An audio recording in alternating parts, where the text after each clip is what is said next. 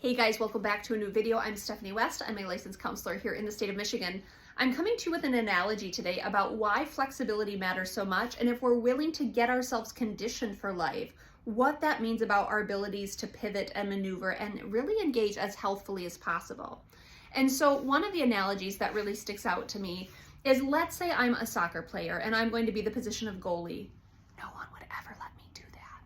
But let's say someone did, and I've said to them, hey, I am a heck of a goalie. As long as they kick it straight up the middle at chest level, I'm going to get that shot every time.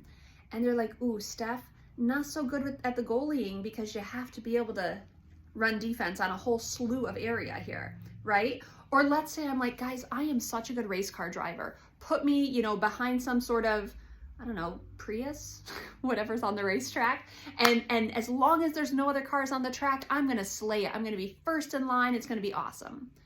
Now, as I say that, it obviously sounds ridiculous because that's not life. We don't get to only, be defensive for shots that come right up the middle at chest level. Do we have to defend those? Sure. But we've got all this other area to cover. So to be that one-trick pony really doesn't serve us all that well. If I'm the only car on the track and there's no opposition, sure, I'll do well. But what happens when friction shows up? What happens when resistance shows up? What happens when there are things with which I need to compete or things that I need to dodge and pivot?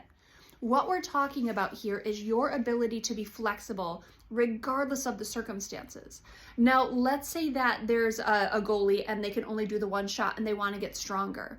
And so they learn how to defend, the left corner, and they learn how to defend the right corner, and they learn how to do ups, and I don't know the stuff, but they just start to learn a whole bunch of defensive maneuvers.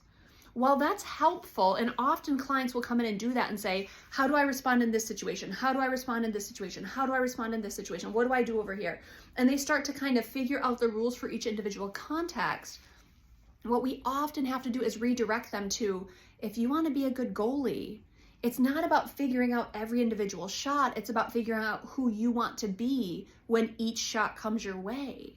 And so can we work on your dexterity, your flexibility, your ability to anticipate, your reflexes? Those are the things that we work on.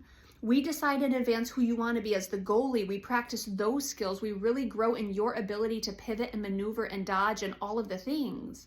We don't worry about every single shot that comes your way. We worry about who are you in those shots. That's one of the things that has to translate in many people's stories. It's about getting stronger and growing in your capabilities to pivot and to play defense as life comes your way.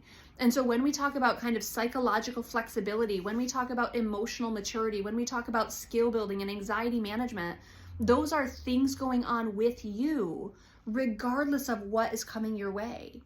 If it's about kind of what we would call the crisis of the week, if it's about handling this fire, this fire, this fire, this fire, and every week it's a new fire, you will fatigue, you will run out of stamina.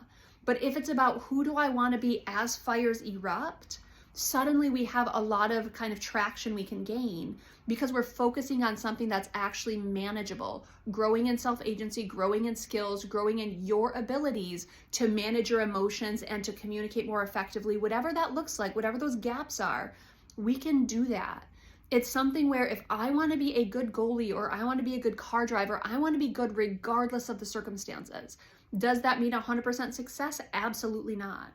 But the more I condition and the more I work at it, at the fundamentals of who I want to be and how I want to show up, it gives me the best shot of success in the long term. I don't think every day's a win, but I'm certainly going to accrue wins over time because I've decided who I want to be and I've grown in the skills that get me to that place. So I want to encourage you to think through, is it about just managing all of these external factors?